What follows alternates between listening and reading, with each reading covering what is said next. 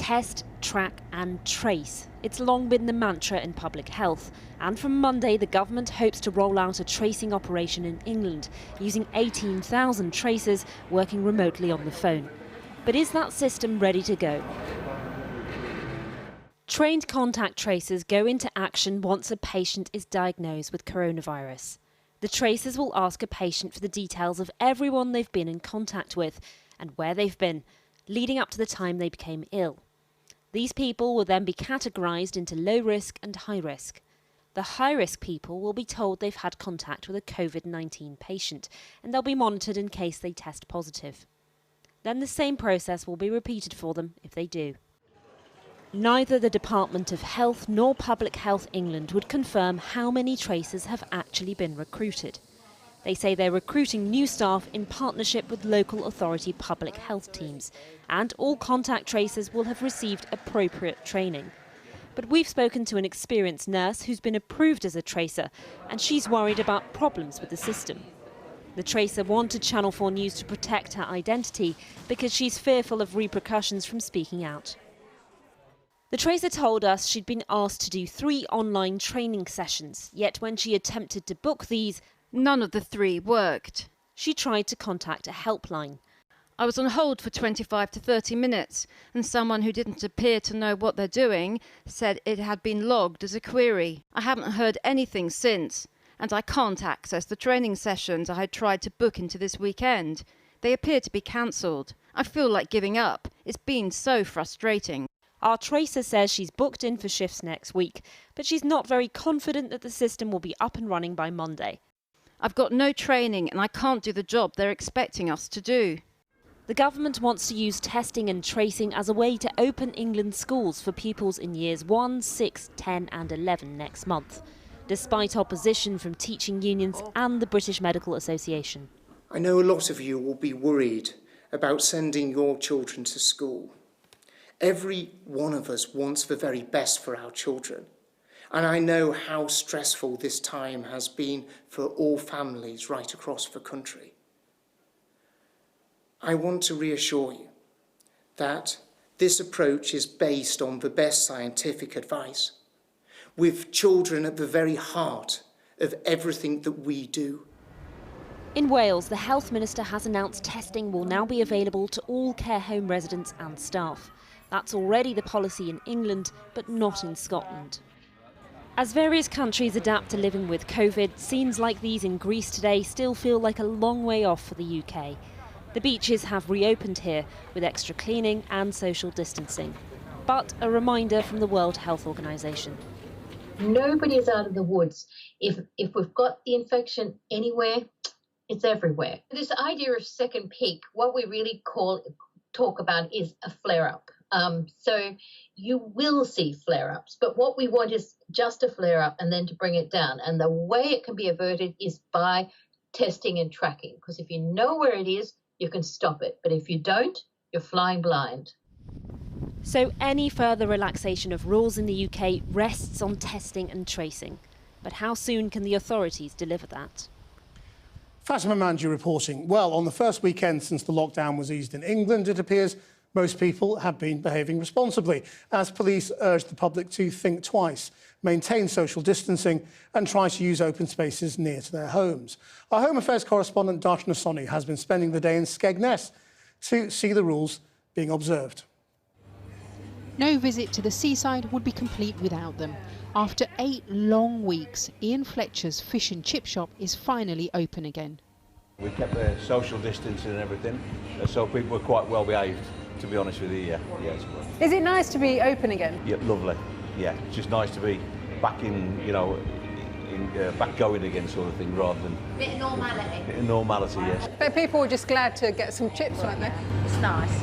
And it's nice to see people smiling still. There we go. Enjoy. It's the first weekend since the lockdown rules in England eased, allowing people to spend more time outdoors.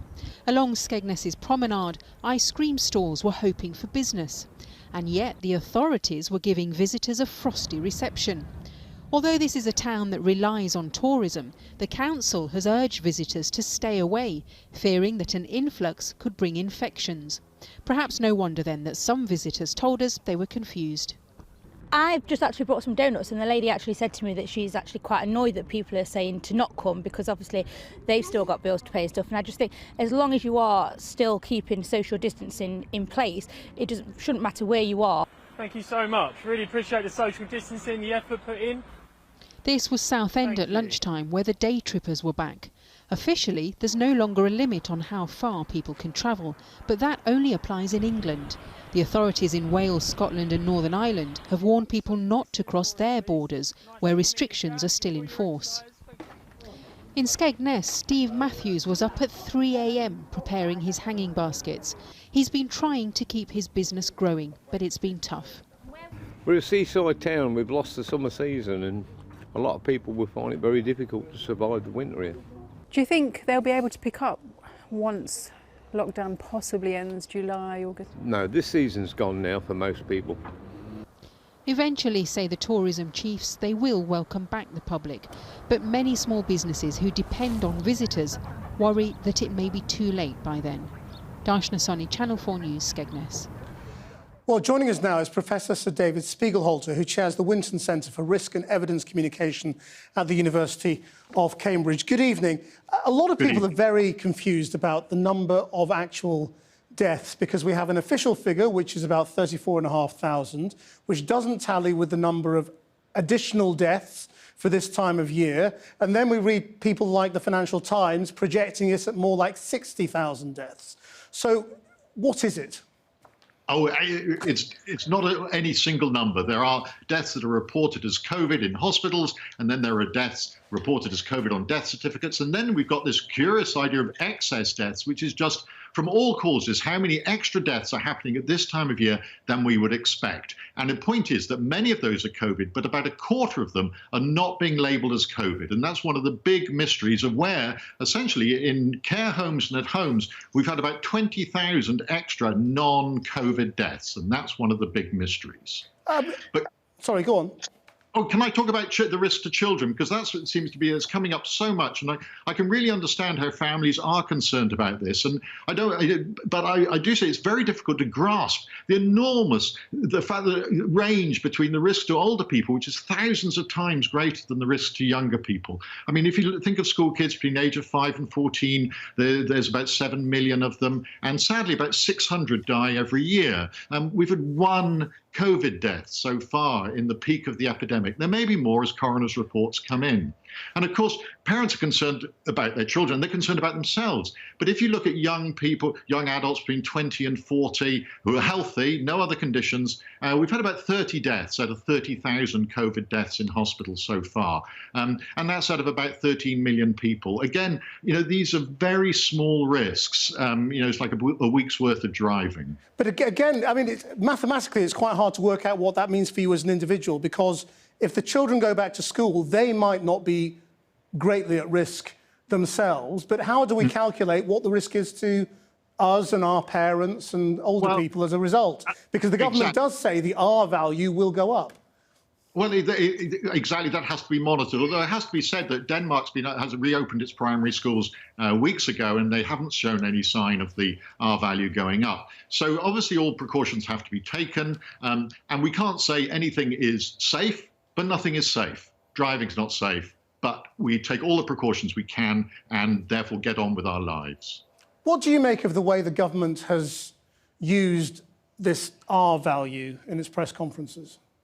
Well, I must, I have spoken out before as being not enormously keen on the way that the government does communicate the science and the statistics at their press conferences. I really would think it'd be much better if they had in a way, a separate conference that was run by the scientists, run by the statisticians, who could describe these numbers and give them, their full interpretation to a population that really want to know about these things, really want to understand them, including all the uncertainties, because we don't know everything about what's going on. And I would much rather that was being done and actually separate from the rather political process that seems to happen at the press conferences. Sir David Spiegelhalter, thank you very much indeed. Now, she's been described as a popular and much-loved nurse by one of the hospitals in which she worked. Onyenachi Abasi turned 51 in April, but at the time she was in ICU on a ventilator after catching coronavirus and sadly died a month later. Anya Pop has been to meet her only child, Omega, who has special needs, and her niece, Ijeoma. This is a photo of my aunt. Yeah, I think snow was a new thing for us, considering we're from a hot country, Nigeria. Since this photo of Onyenachi Abasi was taken 20 years ago, much has changed. She had a son, Omega, now 19 years old, became a British citizen, and studied to be a nurse, a job she loved. As Britain started to lock down, like so many others, Onyenachi carried on working. It was her duty, she told her family. She's been a healthcare visitor, she's been a care worker, she's been a nurse in a hospital. So she's just always sort of given her time to help people. Just think it's something that came naturally to her.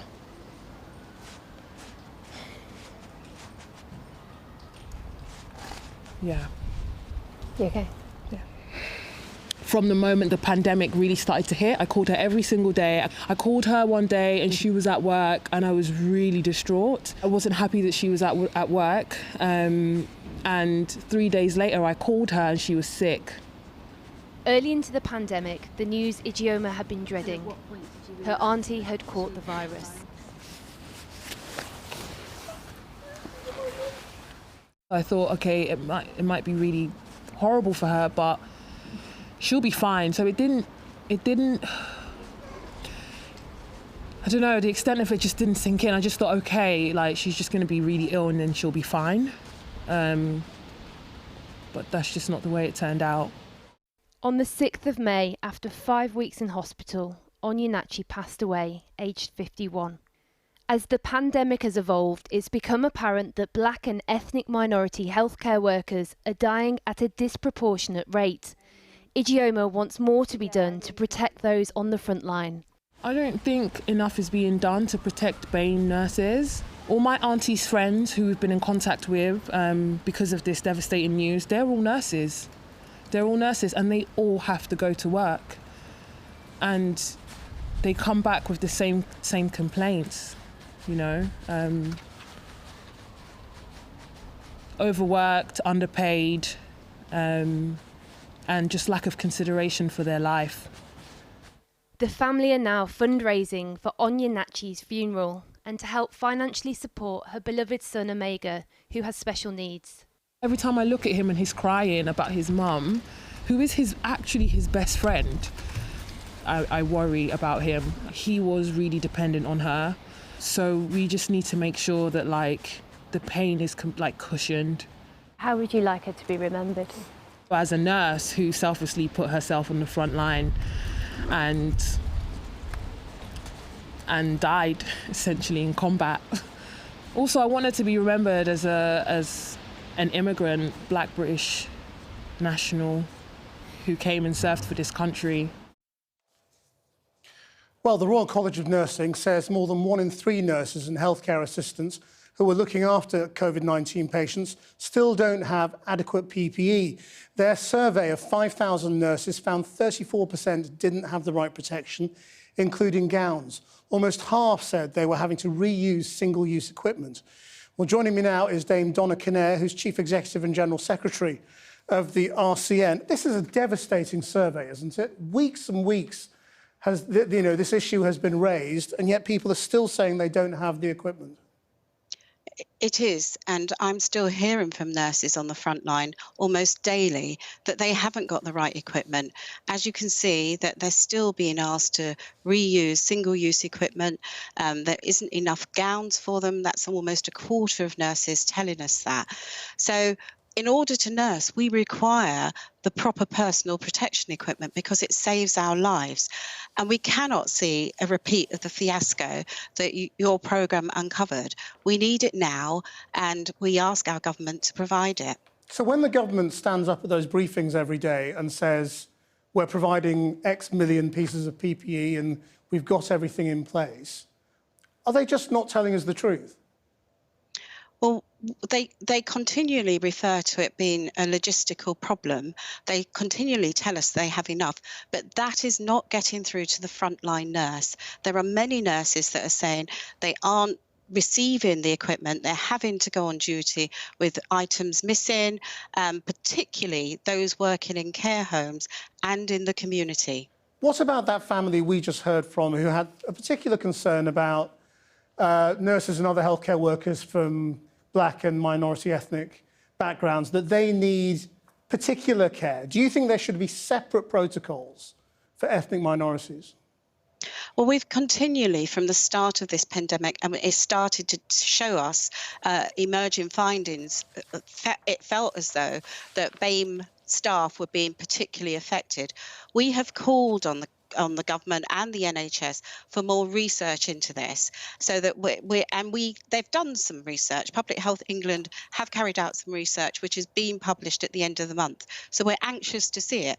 But more than that, we call for individual risk assessments to people so that actually we can test to see if they are at risk, and for them to be redeployed if necessary away from the front line, or indeed given enhanced personal protection equipment. How widespread do you think that feeling that they expressed so powerfully there is, that nurses and their families feel overworked, underpaid, with a lack of consideration towards their lives? Well, as you and I can see, weeks after week, nurses have stood up and they have demonstrated their professionalism throughout this pandemic. And so I think the government needs to show the support that the public has been showing to nurses, and the respect, and show that respect when it comes to our pay packet. It has been, I've heard that we have had this amazing pay rise, which I think to some degree is misleading. If you think about from 2010 to 2018, the average nurse's salary fell something like 14% in real terms. And that average nurse earned $2,500 less than she should have. So actually, it's for most nurses, it's a bit misleading to say that we got a 15% pay rise over the 3 years. For most nurses, that came out at about 6%. So we're still working extremely hard and very much so underpaid.